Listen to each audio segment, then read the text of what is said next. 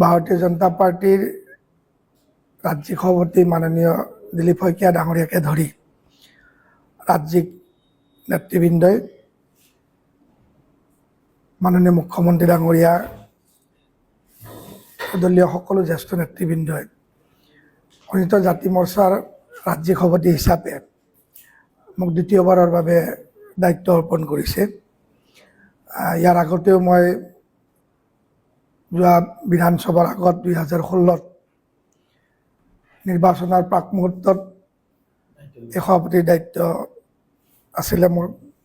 তাৰপিছত অসম উন্নয়ন মিন নিগমৰ উপাধ্যক্ষ হিচাপে মাননীয় মুখ্যমন্ত্ৰী ডাঙৰীয়াই দায়িত্ব অৰ্পণ কৰিছে। আজিও সেই দায়িত্বত কাম কৰি আছোঁ। দলে যি আস্থা বিশ্বাস ৰাখি ভাৰতীয় জনতা পাৰ্টিৰ এই মৰ্চাটো আগবঢ়াই লৈ যোৱাৰ কাৰণে মোক দায়িত্ব অৰ্পণ যি কৰিলে, তাৰ কাৰণে আপোনালোকৰ জৰিয়তে মই সকলোকে ধন্যবাদ জ্ঞাপন কৰিছোঁ। আৰু লগতে অসমৰ সকলো ৰাইজৰ পৰা, দলীয় সতীৰ্থসকলৰ পৰা, দলীয় কাৰ্যকৰ্তাসকলৰ পৰা সহায় সহযোগিতা সদায় কামনা কৰি আহিছোঁ। চাওক, আমাৰ অসমত বেলেগ ৰাজ্য কিছুমানৰ দৰে ইয়াত বহুত বেছি জাতিভেদ নাই যদিও, চুত অচুত, চোৱা নোচোৱাৰ ৰাজনীতি নাই যদিও, আমাৰ অসমতো আপোনালোকে জানে যে যথেষ্ট সংখ্যক অনুসূচিত জাতিৰ লোক বসবাস কৰে।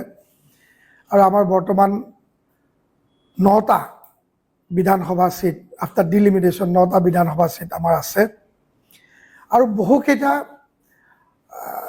চিটত, বিধানসভাৰ চিটত আমাৰ অনুসূচিত জাতি মৰ্চাৰ বা অনুসূচিত জাতিৰ লোকৰ যথেষ্টখিনি গাঁও আছে, তাতে তেখেতসকল ভোটাৰ। অসমত আগতেই কৈছোঁ, আপোনালোকেও জানে যে আমাৰ গুৰুজনা শংকৰদেৱ আৰু আন আন গুৰু, যি আমাৰ 4জন গুৰু আছে, এইসকলে কেতিয়াবাই আমাক নাম প্ৰসংগৰ মাজেৰে একতাৰ দোলেৰে বান্ধি নামঘৰত বহুৱাই আমাৰ এই উচ্চ নিচ এই শব্দটো নোহোৱা কৰি পেলাইছে জাতিৰ ক্ষেত্ৰত। আমি অনুসূচিত জাতি মৰ্চাৰ দায়িত্ব পোৱাৰ পিছত এই 9টা চিটৰ উপৰিও অসমৰ সকলো ঠাইতে আমি এনেকুৱা ভাগ নাৰাখোঁ যে আমি SC লোকৰ মাজতে কাম কৰিম। আমি সকলো লোকৰ SC লোকৰ আগত ৰাখি, প্ৰাধান্য ৰাখি আমি অসমৰ সকলো ৰাইজৰ মাজতে কাম কৰিবলৈ চেষ্টা প্ৰয়াস কৰিম। দলৰ আদৰ্শ নীতি লৈ যোৱাৰ প্ৰয়াস কৰিম। আমাৰ মাননীয় প্ৰধানমন্ত্ৰী নৰেন্দ্ৰ মোদী ডাঙৰীয়াই 2014 চনৰ পৰা চৰকাৰত থাকি যি সবকা সাথ, সবকা বিকাশ, সবকা বিশ্বাস, সবকা প্ৰয়াস নীতিৰে আগবাঢ়ি গৈছে, আৰু আমাৰ মাননীয় মুখ্যমন্ত্ৰী ডাঙৰীয়াই দিনে নিশাই অসমৰ ৰাইজৰ কাৰণে যিবোৰ কাম কৰি গৈ গৈছে, আমি সকলোৱে জানো। এই আঁচনিবিলাক, এই কাম কাজবিলাক আমি ৰাইজৰ মাজলৈ লৈ যোৱাৰ যি প্ৰয়াস চলি আছে, সেইটো কামত আমি সহায় সহযোগ সদায় কৰিম। তাৰোপৰিও স্বাভাৱিকতে আমাৰ ইয়াত, মই বাৰ বাৰ কৈছোঁ যে আমাৰ উচ্চ নিচ বুলি আমাৰ ইয়াত কোনো অসমত নাই, অন্য ৰাজ্যত থাকিলেও। সাধাৰণ যিবিলাক আমাৰ গাঁও আছে, যিবিলাক গাঁৱৰ উন্নয়নৰ ক্ষেত্ৰত আমি সকলোৱে আগবাঢ়ি যাম, চৰকাৰৰ লগত আলোচনা কৰিম। যিবোৰ আঁচনি আছে, সেইবিলাক আঁচনি যাতে ফলপ্ৰসূ হয়, তাৰ কাৰণে আমি কাম কৰি যাম। আমি জানো যে এইটো আমাৰ মৰ্চাবিলাকৰ ভিতৰত এটা অন্যতম মৰ্চা।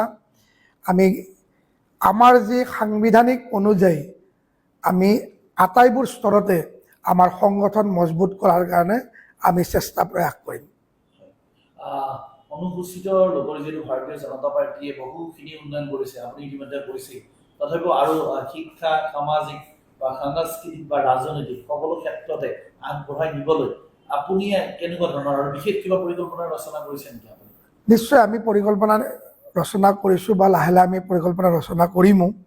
সাধাৰণতে কি হয়, অনুসূচিত জাতিৰ যিসকল লোক নদীৰ পাৰত বসবাস কৰে, এটা অনুসূচিত জাতিৰ ভিতৰত এক মাছমৰীয়া কৈৱৰ্ত জাতি, যিসকলে নদীৰ পাৰত থাকি মাছ পোহপাল দি বা মাছৰে জীৱিকাৰে জীৱন মানদণ্ড উন্নত কৰে, নহয় জানো?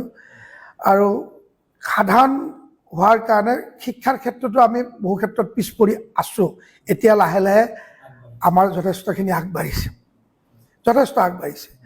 অনুসূচিত জাতিৰ লোকে আজিকালি চৰকাৰীও বহুত ডাঙৰ ডাঙৰ পদত আছে হয়নে শিক্ষা দীক্ষা কৰি যথেষ্ট ৰাজনৈতিক ক্ষেত্ৰখনতো যথেষ্ট আগবাঢ়ি আহিছে নহয় বহুতে আকৌ অনুসূচিত জাতিৰ লোক বুলি চিনাকি দিবলৈ টান পায় আমি ৰাজনৈতিক নেতাকেইটাক আমি গম পাওঁ কাৰণ কিয় SC ৰিজাৰ্ভ চিটত খেলি হোৱাৰ বাবে কিন্তু এনেকুৱা বহুত স্তৰত আছে যি স্তৰত আজিৰ তাৰিখত আমাৰ অনুসূচিত জাতিৰ লোকে প্ৰাধান্য পাইছে বা নিজৰ শিক্ষা দীক্ষাৰ দিশেৰে হওক অন্য কাম কাজৰ দিশেৰে হওক আগবাঢ়ি গৈছে প্ৰথম মই সকলোকে অনুৰোধ যে আমি SC লোক হিচাপে চিনাকি দিবলৈ টান পাব নালাগে এক নম্বৰ কথা আৰু তেতিয়া আমিবোৰে যি কোনোবা ৰাজনীতিৰ ক্ষেত্ৰত হওক কোনোবা খেলৰ ক্ষেত্ৰত হওক কোনোবা চাকৰি বাকৰিৰ উচ্চ পদস্থৰ ক্ষেত্ৰত হওক কোনোবা ডক্টৰৰ ক্ষেত্ৰত হওক চিকিৎসাৰ ক্ষেত্ৰত কৈছোঁ কোনোবা শিক্ষাৰ ক্ষেত্ৰত হওক বিভিন্ন স্তৰত যেতিয়া এইসকল আগবাঢ়ি অহা লোকসকলে নিজৰ পৰিচয় লুকাই নাৰাখি নিজৰ নিজৰ সমাজত কাম কৰাৰ কাৰণে চেষ্টা প্ৰয়াস কৰিব তেতিয়া আমাৰ জাতিটো আৰু আগবাঢ়ি যাব অকল চৰকাৰে দায়িত্ব নাথাকে আমাৰ সকলোৰে দায়িত্ব থাকে এজন ডক্টৰে যদি ভাল ডক্টৰ হয় তেওঁ যদি সেই আমাৰ পিছপৰি থকা গাঁওবিলাকত যদি চিকিৎসাৰ মনোভাৱটো আগবঢ়াই আনে চিকিৎসা শিবিৰ পাতে আৰু ল'ৰা ছোৱালীক শিক্ষাৰ ক্ষেত্ৰত যদি অনুপ্ৰেৰণা যোগায় আৰু তেনেকুৱাকৈ ডক্টৰ আনিব পাৰে শিক্ষাৰ ক্ষেত্ৰত শিক্ষক আনিব পাৰে ইঞ্জিনিয়াৰিঙৰ ক্ষেত্ৰত ইঞ্জিনিয়াৰ আনিব পাৰে ব্যৱসায়ৰ ক্ষেত্ৰত ব্যৱসায় কৰিব পাৰে এই ধৰণৰ যেতিয়া কামবিলাক যেতিয়া সমাজত সোমাই যাব সকলোৱে যেতিয়া কাম কৰিব অকল চৰকাৰে নহয় সকলোৰে প্ৰচেষ্টাত এই কামবোৰ হ'ব অনুসূচিত জাতিৰ কথা যেটা আপুনি কৈ আছে আপুনি কৈছে যে চিনাকি দিব লাগে কিন্তু আমি শেহতীয়াকৈ দেখিবলৈ পাইছো কেওট সম্প্ৰদায়ৰ লোকক লৈ এটা বিশেষ এটা আৰু কিবা এটা এনেকুৱা ধৰণৰ এটা বিশেষ এটা খবৰ এটা চৰ্চিত হৈছে যিটো ক্ষেত্ৰত অনুসূচিত জাতি পৰিষদৰ কেন্দ্ৰীয় সভাপতি ৰুবুল দাসে প্ৰতিবাদ কৰিছে দিল্লীতো গৈছে অসমতো বিভিন্ন ঠাইত প্ৰতিবাদ কৰিছে কেওট সম্প্ৰদায়টো অন্তৰ্ভুক্ত কৰিব নালাগে বুলি কৈ আছে অনুসূচিত জাতি আপুনি এই বিষয়ত কি ক'ব আমাৰ মাননীয় মুখ্যমন্ত্ৰী ডাঙৰীয়াই সকলোখিনি তেখেতৰ জ্ঞাত তেখেত এজন সফল মুখ্যমন্ত্ৰী আমি সকলো দিশতে দেখিছোঁ উন্নয়নৰ ক্ষেত্ৰত বুলি নহয় গোটেই অসমখনক সুৰক্ষা দি সকলো জাতি মাতি ভেটি সুৰক্ষিত কৰি ৰাখি সকলোকে ভালদৰে সন্মান দি এই অসমখনত ৰাখিবৰ কাৰণে চেষ্টা কৰিছে উচিত ব্যৱস্থা তেখেতে ল'ব এইটো চৰকাৰৰ দায়িত্ব চৰকাৰে উচিত ব্যৱস্থাৰে সকলোৰে মৰ্যাদাৰে এইখন অসমত জীয়াই ৰাখিব মাদানী এটা প্ৰসংগ এতিয়া আৰম্ভ হৈছে মুখ্যমন্ত্ৰী ডক্টৰ হিমন্ত বিশ্ব শৰ্মাক লৈ অতি ভয়ংকৰ মন্তব্য কৰিছে মাদানীয়ে যে মুখ্যমন্ত্ৰীয়ে মুছলমানক থাকিব নোৱাৰা অৱস্থা কৰিছে গতিকে ৰণবলি এটা প্ৰস্তুত কৰিছে যাতে মুখ্যমন্ত্ৰী ডক্টৰ হিমন্ত বিশ্ব শৰ্মা 26ত মুখ্যমন্ত্ৰী হ'ব নোৱাৰে তেনেকুৱা ধৰণৰ এটা খবৰ ওলাইছে আৰু এই লৈ ৰাজ্যজুৰি এতিয়া প্ৰতিক্ৰিয়া অসমত মুখ্যমন্ত্ৰী কোন হ'ব অসমত কোন চৰকাৰ বহিব সেইটো অসমৰ ৰাইজে নিৰূপণ কৰিব আমি জানো মাননীয় মুখ্যমন্ত্ৰী আমি দেখিছোঁ আমাৰ সকলোৰে জ্ঞাত সমগ্ৰ অসমৰ ৰাইজে সদায় তেখেতক আশীৰ্বাদ দি আহিছে কাৰণ তেখেতে কাম কৰিছে বৃহত্তৰ অসমীয়া জাতিৰ সুৰক্ষাৰ কাম কৰিছে প্ৰকৃত ভাৰতীয় প্ৰকৃত অসমীয়া সুৰক্ষা দিছে হয়নে ইয়াত কোনোবা বাহিৰৰ পৰা মাদানী আদানী কিবা কিবি বহুত কোনোবা থাকিব পাৰে তেখেতসকলৰ কথা অসমৰ ৰাইজে নুশুনে অসমৰ ৰাইজে চাব অসমত বিকাশ হৈছে কি নাই অসমৰ ৰাইজে চাব অসমত অৰুণোদয় সাধাৰণ জনতাৰ কাৰণে যিটো অনুদানৰ প্ৰয়োজন সেই অনুদান পাইছে কি নাই অসমত চাব সকলো জাতি গোষ্ঠী ভালকৈ আছে কি নাই অসমত চাব অসমৰ বৰ্ডাৰ সুৰক্ষিত হৈ আছে কি নাই অসমত চাব অসমৰ স্বাভিমান ৰক্ষা হৈ আছে কি নাই হয় নহয় অসমত চাব ৰাস্তা ঘাট হৈছে কি নাই অসমত চাব চিকিৎসা কিমান উন্নত হৈছে অসমত চাব শিক্ষা কিমান দিশত আগবাঢ়িছে অসমত চাব ব্ৰহ্মপুত্ৰ নদীৰ ওপৰত কিমান দলং আৰম্ভ হৈছে অসমত চাব অসমৰ ৰাইজে চাব শিক্ষাৰ মানদণ্ড কিমান উন্নত আমাৰ চৰকাৰে আমাৰ মুখ্যমন্ত্ৰী ডাঙৰীয়াই কৰিছে হয়নে সকলো দিশতে সকলো স্তৰতে অসমত চাব সাধাৰণ মানুহে গাঁৱে গাঁৱে পানী খাবলৈ পাইছে কি নাই হয়নে অসমত চাব সাধাৰণ দুখীয়া মানুহে প্ৰধানমন্ত্ৰী আৱাস যোজনাৰ জৰিয়তে ঘৰ পাইছে কি নাই হয় নহয় অসমত কি চাব এনেকুৱা ধৰণৰ যি জীৱন মানদণ্ডৰ উন্নত কৰাৰ কাৰণে যি প্ৰয়াস আছে সেই প্ৰয়াসবিলাকে চৰকাৰে কৰিছে কি নাই অসমৰ বৃহত্তৰ জাতি জনগোষ্ঠীক একেলগে সামৰি ৰাখি তেখেতসকলক সুৰক্ষিত কৰি ৰাখিছে কি নাই তেখেতসকলৰ স্বাভিমান সুৰক্ষা কৰি ৰাখিছে কি নাই, অসমীয়া হিচাপে আমি সদায় পৰিচয় দি আমি স্বাভিমানেৰে পৰিচয় দিব পাৰোঁ কি নাই, সেই কথাটো আমাৰ মাননীয় মুখ্যমন্ত্ৰী ডাঙৰীয়াই চাব, সকলো দিশতে মাননীয় প্ৰধানমন্ত্ৰী ডাঙৰীয়াই চাব, আমাৰ চৰকাৰে চাব। আৰু তেনেকুৱা এজন সুদক্ষ প্ৰধানমন্ত্ৰীটো আমাৰ হৈয়ে আমাৰ কাৰণে গৌৰৱ। মাননীয় হিমন্ত বিশ্ব শৰ্মা ডাঙৰীয়াই দিনে ৰাতিয়ে দিনে নিশাই এই অসমখনৰ কাৰণে কাম কৰি